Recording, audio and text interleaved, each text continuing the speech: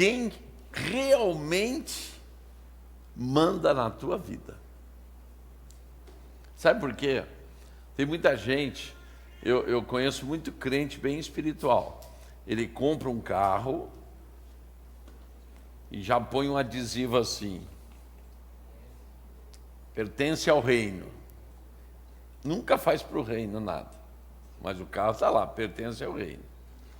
E a gente vai para a igreja e também diz: eu sou de Jesus. Mas na verdade, eu não sou. E não importa se você seja ou não seja, esteja em algum ministério, não esteja, seja pastor, seja apóstolo, seja vice-querubim, seja o que for, o título não diz de quem você é. Propriedade exclusiva. De quem? Eu quero falar de um profeta que eu gosto de falar muito dele. E repetidamente eu falo dele. Quem será esse profeta? Quem você acha que é esse profeta? Oséias? Quase nem falo de Oséias. E Elias também não é. Ezequiel também não. Hã? Não. Jeremias também não. Por sinal, Jeremias é um dos poucos que eu prego. Eu dificilmente prego Jeremias. Eu acho ele muito melancólico. Para o meu gosto, ele é muito melancólico. Quem será que eu gosto de pregar? Vira e mexe, estou pregando sobre ele. Jonas, claro. Jonas. Gente, Jonas recebe uma ordem de Deus direta. Deus fala com Jonas. E aí é que nós vemos de quem realmente eu sou. Porque se Deus fala o tempo todo comigo, amém? Deus fala o tempo todo com você? Amém. Horas, se Ele fala o tempo todo comigo e eu não obedeço, é porque na verdade eu não sou dele. Ontem foi interessante que eu fui ali na feira que estava tendo no Espaço do Povo. Fui comprar uns presentinhos para Bernardo e para Ana Vitória, que estão chegando. E daí eu estava lá comprando uma coisinha e o rapaz perguntou assim: mas o que é servo da orelha furada? E esse nome é bom, porque toda vez que me pergunto quem é o servo da orelha furada, já dá uma pregação, né? O cara que me pergunta, ele me provoca uma resposta. E a resposta pode demorar 1 minuto, 5 minutos, 10 minutos, da sua vontade, porque passa a ser propriedade exclusiva do seu Senhor. Então, é isso que a gente não entende, ainda mais numa civilização que nós vivemos hoje, ocidental, libertina, totalmente na libertinagem. Nós não entendemos o que é ser de alguém.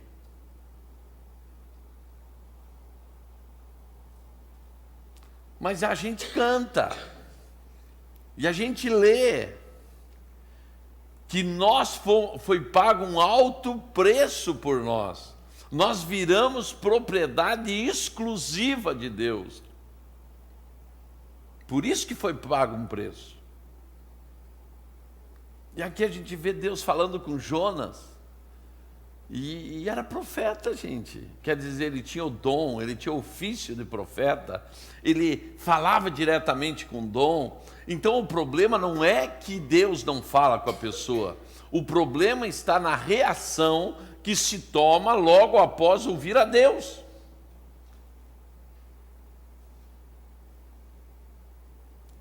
Porque a raiz da rebeldia do paraíso ainda domina a nossa vida. O que eu vou fazer? O que eu quero fazer. Porque a gente continua no livre-arbítrio. E quanto você estiver no livre-arbítrio, é porque você não é de ninguém, é só teu. Porque o livre-arbítrio é para quem é dono da sua vida. E aqui é um problema sério, porque a maioria dos crentes acha que ainda tem livre-arbítrio. Você tem que ver o seguinte: na aliança de sangue com Deus, através da cruz, você abriu mão do livre-arbítrio.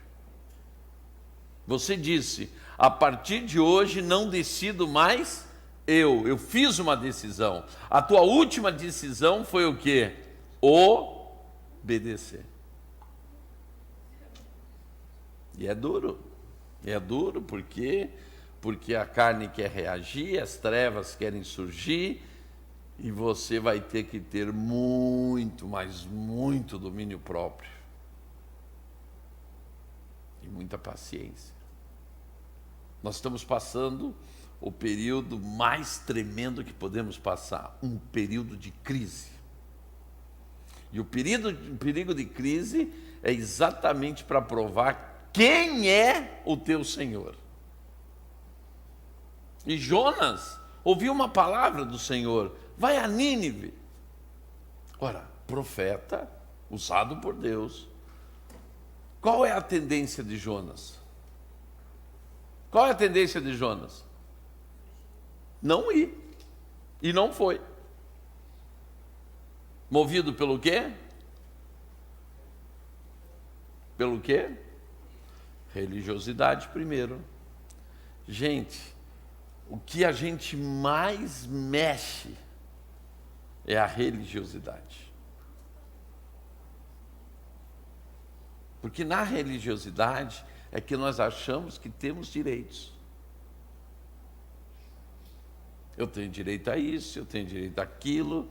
Ah, porque a igreja tem que fazer isso, a igreja tem que fazer aquilo. Não, porque o pastor tem que fazer isso, pode fazer aquilo. Quer dizer, eu não me ponho no lugar de servo, eu não me ponho no lugar de alguém que se submeteu. Cutuca para o teu irmão e diz: até onde vai a tua submissão? Gente, sem submissão não existe autoridade. Prestaram bem atenção? Sem submissão não existe autoridade. Não é que a autoridade não existe, você não está debaixo da autoridade. E Jonas aqui teve uma oportunidade única: obedecer a Deus. Só que ele decidiu simplesmente não ir. Só que agora eu quero mostrar o outro lado da moeda. Abra sua Bíblia em Jonas capítulo 2, verso 1. No verso 1, ou melhor, no capítulo 1, você vai ver a desobediência dele. Mas no capítulo 2, eu quase não prego em cima do capítulo 2 de Jonas. Agora eu vou pregar para você. Eu vou para deixar bonito, eu vou falar em espanhol. Vou predicar para você, certo? Jonas 2, por quê? Porque no Jonas capítulo 2, você vai ver o tratamento que Jonas leva para ele se submeter. Então vejam só, no capítulo 2, verso 1, ele já está orando. Isso já é um bom sinal. Diga para o teu irmão: quando você tem necessidade de orar, é porque começou o tratamento. A gente tem dois lados da oração: ou você ora espontaneamente, ou ora obrigado. Então Deus te põe em um confinamento, tipo Big Brother do céu. Está confinado. Quando você está confinado em uma situação ou em uma circunstância, você se lembra só de uma coisa: tenho que falar com Deus. Foi o que aconteceu com Jonas. E orou Jonas ao Senhor, seu Deus, das entranhas do peixe, e disse: na minha angústia clamei ao Senhor, e ele me respondeu. Do ventre do inferno gritei, e tu ouviste minha voz. Olha que declaração. Agora, gente, Essa oração foi inédita? Sim ou não? Por quê?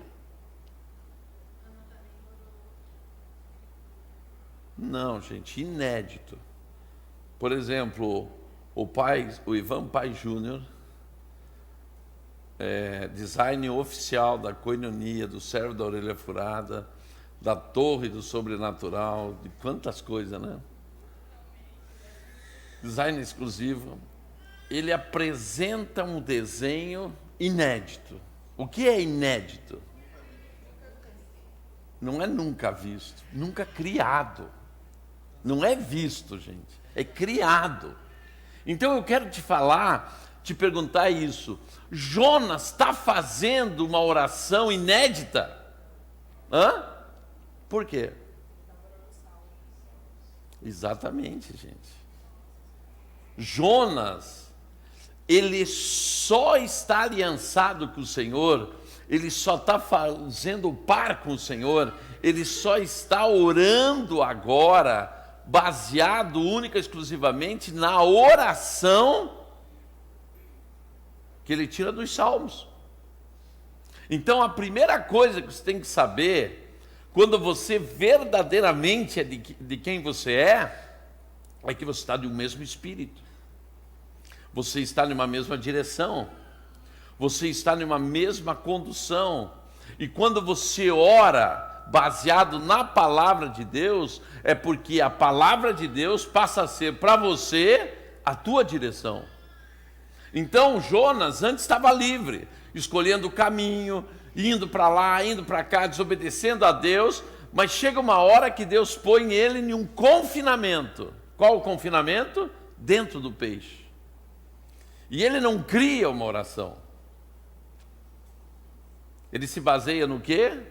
Na única direção que podemos ter na palavra, a própria palavra de Deus. A única direção de oração que podemos ter, a própria palavra de Deus. Então, este lugar de confinamento é o lugar que confessamos e trazemos à realidade a presença de Deus.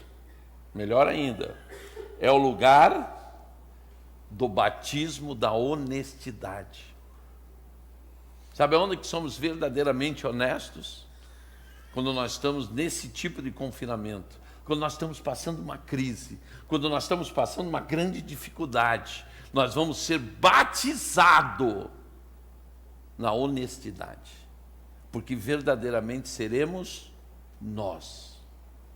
Não estamos jogando para a torcida, não estamos fazendo imagens, nós não estamos mantendo aparência, porque na hora do desespero só resta uma coisa: ser eu mesmo.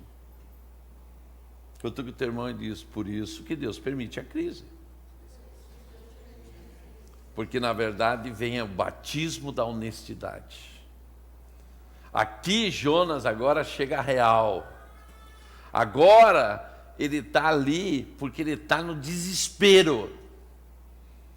Muitos de nós têm que ir ao desespero para ter o quê? Um batismo de honestidade. Se não vivemos de ilusão, se não vivemos de aparência, se não começamos a viver de circunstâncias, de situações, mas quando somos confinados de uma situação que não tem saída, estamos prontos para receber o quê? O quê? O batismo de honestidade. Quem verdadeiramente sou e de quem verdadeiramente eu sou. É o que nós vemos em Jonas. Adão e Eva foram feitos para andar na presença de Deus no Éden, certo? No paraíso. Davi foi posto na cova de Adulão para receber esse batismo. Daniel foi posto na cova dos leões. Jesus foi posto no Getsêmani. Então esses lugares de confinamento são lugares de batismo de honestidade. Diga para o teu irmão: eu estou vivendo um confinamento.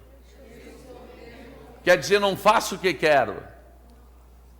É o momento que eu não vou aonde eu quero. Eu não faço o que eu quero, eu não gasto o que eu quero. Eu não tenho liberdade para expressar o livre-arbítrio. Significa que agora eu estou pronto para ser batizado. Um batismo de honestidade. Diga para o teu irmão: você viu por que vem a crise? É para Deus te mostrar de quem você é. E eu te pergunto: de quem você é? Esta é a pergunta: de quem eu sou? Esta oração de Jonas se baseou nos seguintes versículos da Bíblia. Por quê? Porque nós não somos genuínos. Se tem alguma autenticidade em nós, é quando nós conhecemos a palavra de Deus, porque o autêntico que existe no mundo, só a palavra que pode trazer. Nós não somos originais. Tudo que nós usamos já foi criado. Tudo que pensamos veio não de nós, mas veio ou por revelação, ou veio pela experiência que nós lemos, ou alguém falou. Não existe uma originalidade. E é isso que o texto mostra de Jonas. Jonas não estava trazendo uma oração original. Ele estava se baseando aonde? Na palavra. Por que nós temos que ler a palavra? Porque o original é a palavra. E sendo a palavra o original, a minha vida só chega perto da originalidade quando eu vivo a palavra. Então ele usa ali, no texto, ele usa o Salmo 120, verso 2 e 7, o Salmo 42, verso 7, o Salmo 5, verso 7, o Salmo 79, verso 2, o Salmo 30, verso 3. Glória a Deus. Então, meus amados, você tem que ver que Jonas está no meio de uma circunstância totalmente contrária a ele, e ele usa o quê? Os salmos. Ele vai no original. Por exemplo, o Salmo, um deles, vou ler aqui, Salmo 5, verso 7, diz assim: porém eu entrarei em tua casa pela grandeza da tua benignidade, e em teu temor me inclinarei para o teu santo templo. Quer dizer, ele não achou do zero, ele não achou do nada. A herança deixada na memória dele, pela leitura da palavra, é que trouxe o socorro. Quando a gente diz na igreja: leiam a Bíblia, meditem a Bíblia, guardem a Bíblia no seu coração, nós não estamos inventando alguma coisa. É a única coisa que você vai ter de original dentro de você, para na hora do socorro usar. Diga para o teu irmão: a Bíblia é o salva-vida. Sabe aquela boinha salva-vida, aquele barco salva-vida? É a palavra. E é o que Jonas, agora que está confinado dentro do peixe, se lembra. Olhem só que interessante o Salmo 30, verso 3, que diz: Senhor, fizeste subir a minha alma da sepultura, conservaste-me a vida para que não descesse ao abismo. É exatamente quando ele diz na oração dele, né, que ele foi no abismo e as trancas se fecharam. Aonde que ele está se baseando isso? Aqui. Salmo 142, 3 diz: quando o meu espírito estava angustiado em mim, então conheceste minha vereda, no caminho em que eu andava, esconderam-me um laço. Salmos 18:6 diz assim: na angústia invoquei ao Senhor e clamei ao meu Deus. Desde o seu templo ouviu a minha voz, aos seus ouvidos chegou o meu clamor perante a sua face. O Salmo 3:8: a salvação vem do Senhor, sobre o teu povo seja a tua bênção. Então, nesses salmos é que ele foi baseando a sua oração. Aonde que estava essa oração? Na memória dele. A palavra de Deus é o nosso salva-vidas. A palavra de Deus é a única coisa que podemos nos agarrar na hora da crise, na hora da angústia, na hora que nós vimos que acabou tudo. E agora? Acabou? Não, não acabou ainda. Porque ainda resta a palavra que está semeada no teu coração. E o que traz à existência o que não existe? A promessa da palavra. Só existe socorro na palavra. Só existe solução na palavra. Por que eu estou falando há algum tempo que esse será um tempo de avivamento? Muitas pessoas se converterão, muitas pessoas aceitarão Jesus, muitas pessoas buscarão a igreja, muitas pessoas buscarão a palavra, porque a palavra de Deus é a única solução para muitas pessoas.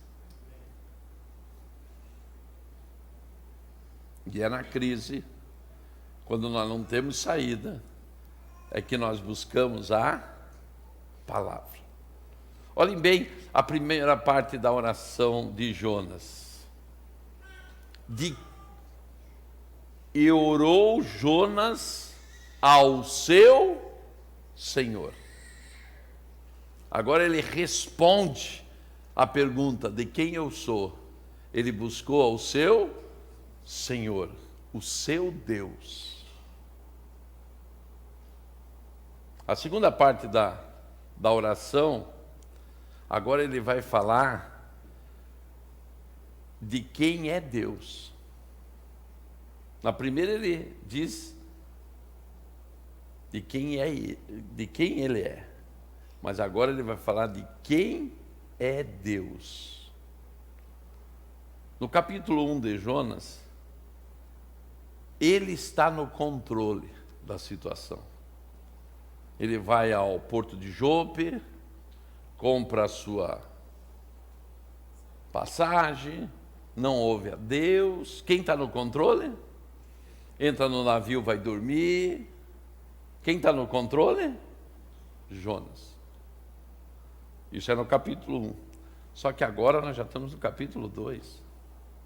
E no capítulo 2 nos mostra que o controle já não está mais na mão de Jonas. Aonde que está? Ele agora se desespera e se entrega. Diga para o teu irmão: a crise vem para o desespero. Para você se entregar. Enquanto você não se entrega, ainda você não conhece o Deus verdadeiro. Não, está tudo bem, estamos levando. Mas quando você diz: Senhor, todas as portas estão fechadas. Se não for você, ninguém mais pode agir. Você acabou de fazer o quê? Ser batizado na tua honestidade. Declarar que a imponência, o orgulho, a soberba, o eu, perdeu toda a sua força. E agora, sem forças, você reconhece quem é Deus. E de quem Deus é. Deus é o meu Deus. Amém? Hoje escreveram no YouTube, numa palavra minha do avivamento de País de Gales, daí escreveram assim: mais um herege com seu chofar. Aí eu gosto de responder esses caras, sabe por quê? Porque quando a gente acha que é o dono da verdade, a gente tem um versículo para se basear. Quem és tu para julgar o servo alheio? Foi o que eu falei para ele, para a pessoa que escreveu. Eu disse: você não me conhece, você não conhece a minha história, você não conhece a minha renúncia, você não conhece a minha vida com Deus, você não conhece a minha intimidade com Deus.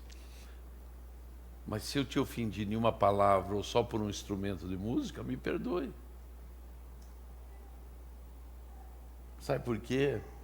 Porque nós estamos acostumados a julgar os outros por uma situação, por uma circunstância. Só que esquecemos que aquela situação e aquela circunstância é, na verdade, o quê? O que nós estamos falando aqui. Às vezes a pessoa comete um erro e não é porque ela quer cometer aquele erro, é que Deus está levando aquela pessoa ao desespero. Por isso que não podemos julgar ninguém.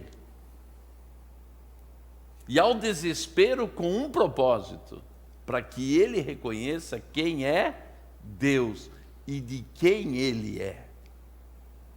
E como é tremendo, como Jonas sentiu dentro do peixe, ele é o meu Deus. E eu estava quase escrevendo assim, o meu Deus. Eu digo, não, isso é muita prepotência. E eu pus o nosso Deus. Por mais que ele está me chamando de herege, eu estou admitindo que o Deus é nosso. Porque nós temos a tendência de dizer, o meu Deus. Por quê? É como Jonas. Na hora do desespero, a única corda para se agarrar, o único estribo para pisar, a única coisa que a gente pode fazer é dizer, meu Deus. Me lembro, há uns 20 anos atrás, eu tinha que ir para a cidade de Rio Sono. E eu fui passar pelas terras dos índios. E quando eu fui passar um riozinho, o carro pifou dentro do rio. Os tapetes começaram a levantar, porque a água começou a entrar dentro do carro. Eu abri a porta, saí, o riozinho ali, e eu fui na beira do rio e perguntei, Senhor, de onde virá o meu socorro? Porque, gente, você, em uma rua, furar um pneu é uma coisa, que está passando o carro, que tem gente. Agora, você ficar quebrado, com um carro, dentro de um rio, no meio do mato, é outra coisa. É esse tipo de desespero que Deus nos leva, para reconhecer apenas uma coisa. Quem sou eu para você? E você diz o quê? O meu Deus. É que nem uma criança, quando vê o pai, ela grita, o meu pai chegou. Quer dizer, eu pertenço a ele. E é isso que Deus gosta. Por quê? Porque a hora que você diz, o meu Deus, você diz, eu tenho um dono. Satanás fica muito bravo com você e triste, porque ele tentou te enamorar por muito tempo, e você abre essa boca bem grande e diz, o meu Deus. Satanás gostaria de ser teu Deus, mas você renunciou a tudo e a todos para dizer, o meu Deus. Jonas nos ensina que o confinamento da situação e a circunstância nos leva a uma confissão, a mais tremenda das confissões, quando nós admitimos de quem somos. Para chegar nessa confissão, que está em Jonas 2, primeiro vem o desespero. Daí ele passa pelos piores medos. Daí ele é empurrado para a direção que ele não tinha controle. Diga para o teu irmão, meu irmão, antes que venha o batismo da honestidade, você vai ficar sem controle.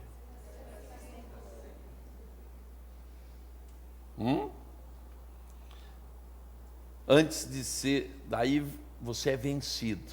Primeiro você perde o controle, depois você é vencido. Não tem forças. Foi vencido. Você lembra a briga de Jacó com o anjo? Chegou uma hora que ele só estava agarrado no anjo. Mas ele não podia soltar. Porque a bênção dele dependia que ele continuasse agarrado. Muitas vezes, no momento da crise, nós nos agarramos, não porque nós não temos mais força, porque nós não temos força de desagarrar. Vocês já viram alguém que fica enrijecido assim, não pode nem soltar? É essa a nossa situação. Quando estamos passando aquele desespero, nós não temos força de soltar. Jonas demonstra a perda da presença de Deus. Sabe por que Jesus foi levado ao Getsêmani? Exatamente porque ali ele passaria pela restituição da vontade do homem. Mas ele sabia que a partir daquele instante ele se tornaria maldição e passaria pelo que nós passamos, a ausência de Deus. Jesus não queria passar por isso, mas para ele ficar com a ausência de Deus, ele se tornou maldição. Então, quando nós perdemos essa presença de Deus, é que vem o desespero. A gente se sente vazio, seco, a gente se sente sem amparo, sem nada. E você pergunta, mas quem causa isso? Deus! Não existe crise que não venha com a permissão de Deus, porque Ele te dá um choque. Sabe por que o choque? Por causa da prepotência, do orgulho, da soberba, do eu, do gigantismo do eu. Então Deus diz, eu vou dar uns diazinhos aí de trato, só para que nem Jonas gritar, meu Deus.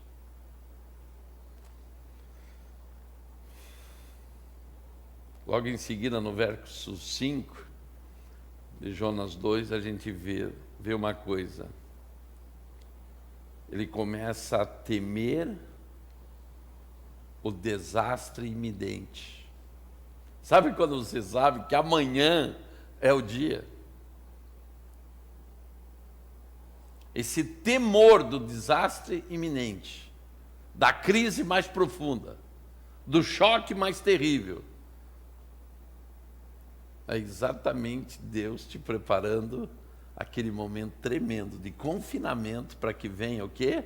O batismo da honestidade. E você diga assim, eu preciso de Deus. E vai quando você clama, meu Deus.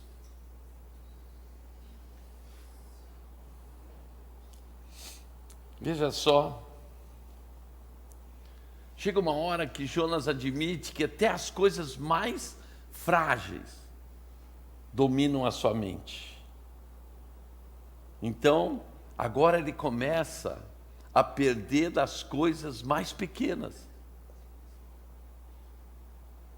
Quando você se sente perdedor das coisas mais pequenas, é porque agora você está em um confinamento mesmo.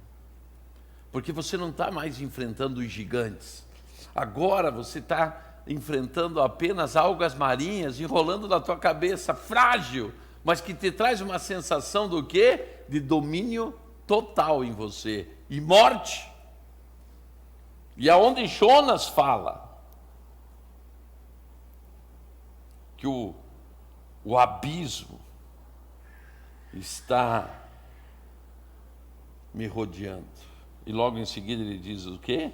E as algas se enrolaram na minha cabeça. Sabe aquele dia que você diz assim, meu Deus, até as coisas insignificantes estão vencendo?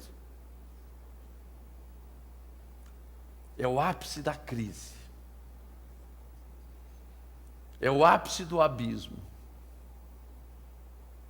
É o cume da derrota total e da entrega total. Significa que a partir daí você só tem um caminho. Senhor, agora é contigo.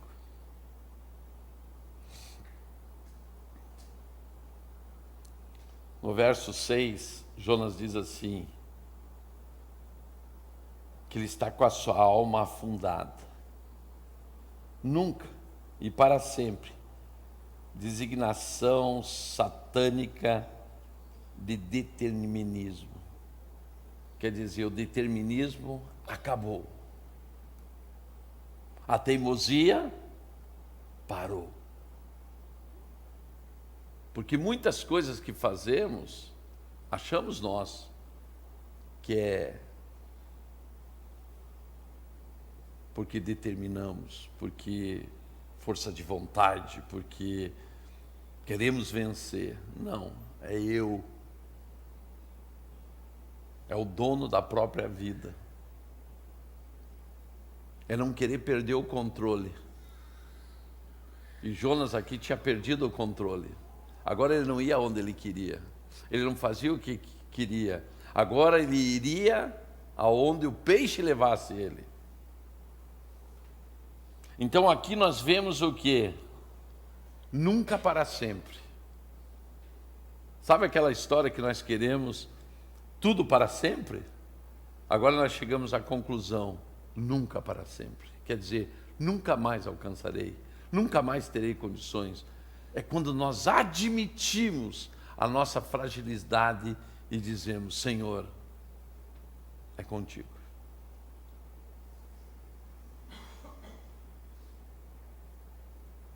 Jonas chegou nisso. Porque não era um homem de Deus? Era. O maior perigo são os homens e mulheres de Deus. Porque nós confundimos ser determinado com ser teimoso. E Jonas, na verdade, estava sendo o quê? Teimoso. Porque quando ele desobedece a Deus, ele não desobedece só por causa de medo. É porque ele não admitia que Deus pudesse perdoar Nínive. Ele quis saber mais do que Deus. E toda vez que queremos saber mais do que Deus, está pronto um confinamento para descobrirmos quem somos e quem é Deus.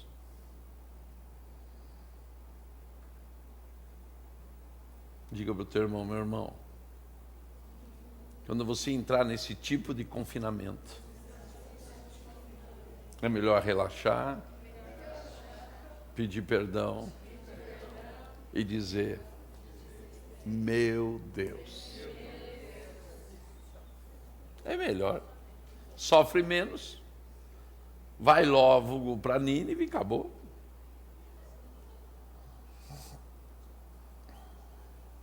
Meus amados, olha o que diz no verso 8. Fala das coisas vazias. Muitas coisas que nos pegamos é o quê? Vazia. Porque o diabo ele tem que ter algo. A legalidade dele, ele não pode agir sem legalidade. Então ele sempre vai plantar algo na tua vida para ele ter uma pega. Vocês já carregaram um cofre? A coisa mais difícil que tem para carregar é cofre. Ele não tem pega. Você pega de um lado, não dá certo, pega no outro. Precisa vir uns 4 para carregar. Mas o diabo é especialista em pôr pega. Ele vai pondo argolinha. Põe uma argolinha aqui, outra lá, outra lá, outra lá. Quando vê, você está cheio de argola. Mesmo na corrida, ele pega assim e vai com você. Porque ele tem o quê? Pega. Por exemplo, eu fiz alguns exercícios de subir em caminhão em movimento, subir em barco em movimento. Você vai subindo de qualquer maneira? Não, tem que ter uma pega. No barco, por exemplo, tinha uma daqueles salva-vidas redonda, você vem, põe o braço assim, com a velocidade do barco, você pula para dentro. No caminhão, você tinha uma argola que o caminhão passa correndo, você pega a argola e pula para dentro. Então você tem o quê? Uma pega. Não importa a velocidade da tua vida. Se o diabo tem uma argola, é a pega que ele precisa para entrar para dentro.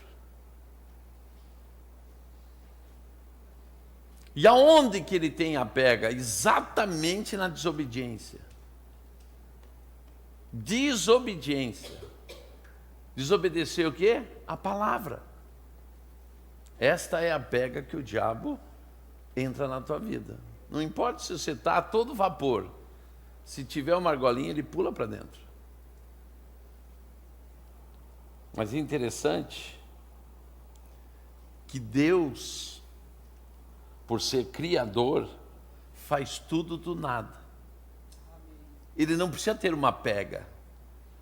Por isso que Deus te leva em um lugar de confinamento, em uma situação adversa, e na situação adversa, Ele cria a porta onde não existe porta.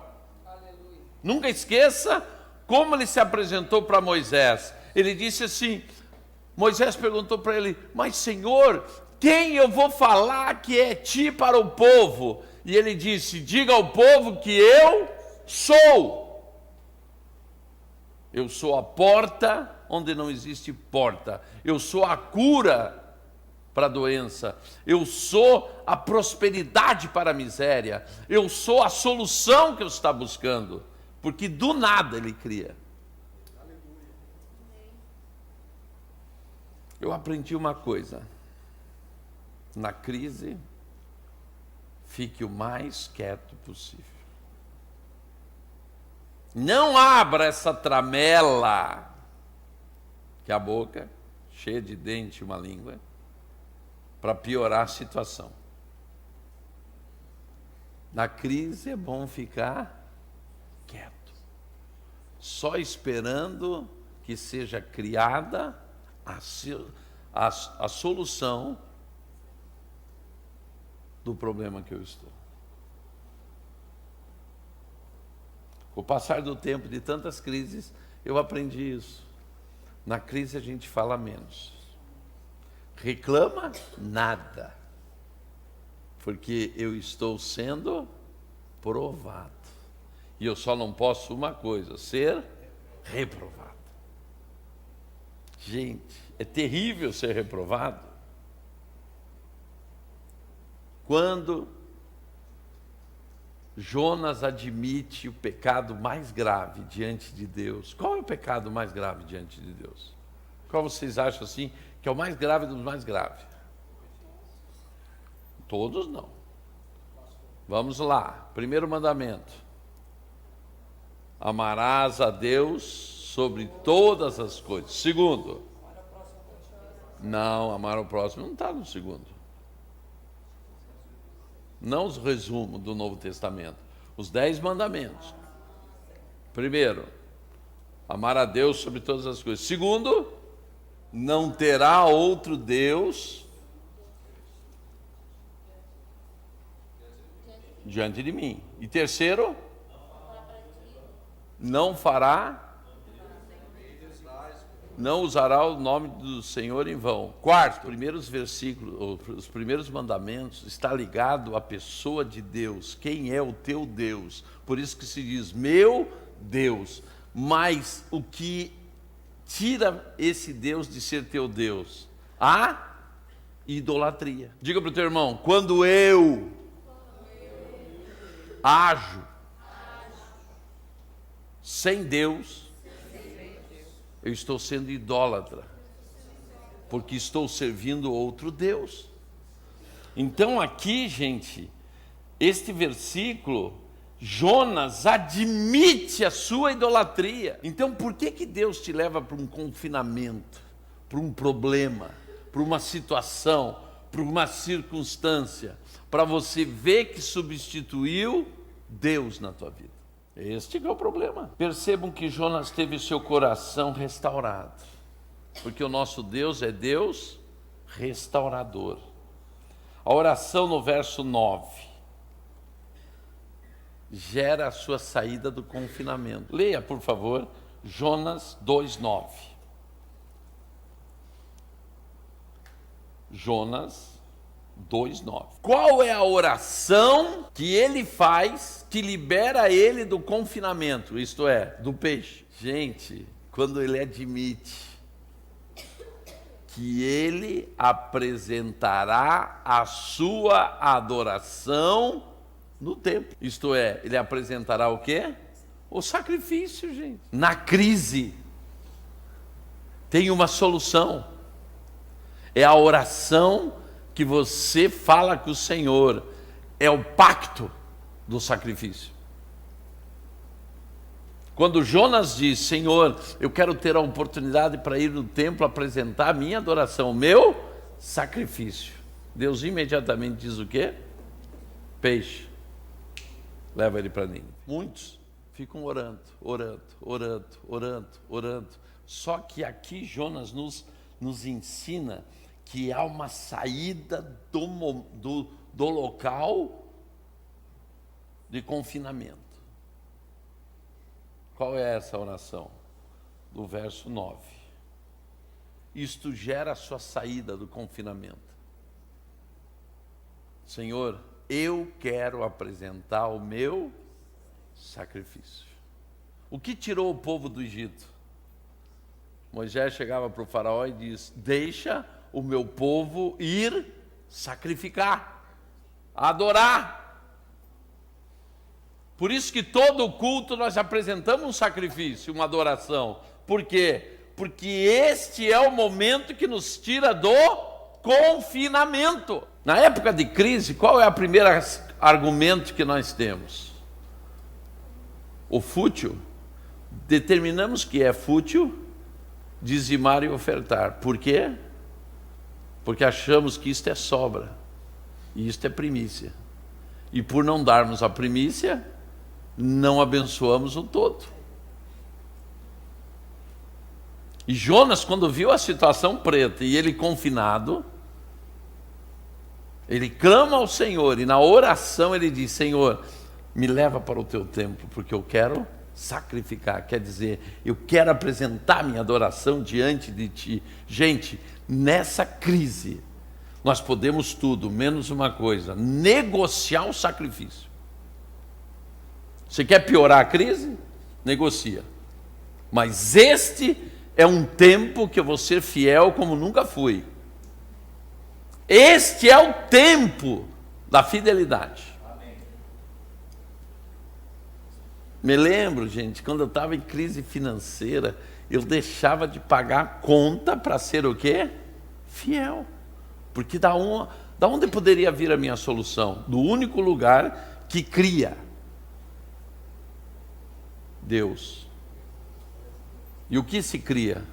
No que eu planto, no que eu semeio. Agora, interessante é a prontidão do peixe.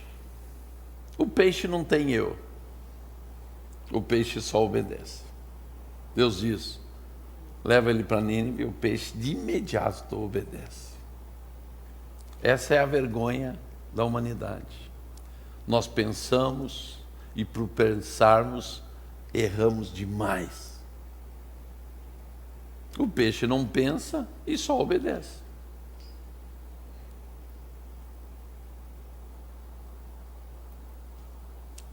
O animal apenas realiza o que Deus determina. Mas eu tenho uma boa notícia para vocês. Digam, meu Deus é o Deus da segunda oportunidade. Não importa em que confinamento você esteja. Não importa o erro que você cometeu. Não importa o tamanho da crise que você se meteu. O nosso Deus é o Deus da segunda oportunidade. Jonas era profeta, não podia errar e errou. Jonas tinha a revelação, se tinha a revelação, é um que tinha que obedecer, mas desobedeceu. Mas quando no confinamento ele clama ao Senhor, o Senhor o ouve. E ele é posto em liberdade, novamente, para fazer a única coisa que Deus queria: salvar uma cidade, um reino. E Jonas parece que não aprendeu a lição, gente. Porque nós somos assim, o ser humano é assim. Nós passamos uma prova daquelas. Quando a gente sai da prova, 5 dias depois a gente já não se lembra mais. E está cometendo os mesmos erros. E lá vem Deus outra vez. Batismo de honestidade. Daí eu tenho que reconhecer quem é Deus. Daí eu vou orar a Deus. Daí eu admito novamente que eu tomei a frente de Deus. E Deus me dá a terceira oportunidade. E me dá a quarta oportunidade. Nós somos aqueles filhos que aprontaram tudo. Quebraram os vasos. Porque eu sou daquela opinião que quando a gente faz, tem que fazer mesmo assim, né? Quebra os vasos, quebra tudo. Daí chega com aquela cara de anjinho para o pai e para a mãe e diz: me dá mais uma oportunidade. É isso que acontece com a gente. Nós somos os filhos que aprontamos. E quando a gente admite e vem na presença de Deus, a gente só pede o quê? Mais uma oportunidade. Então, nesta noite, eu queria que você desse uma olhada para a tua vida.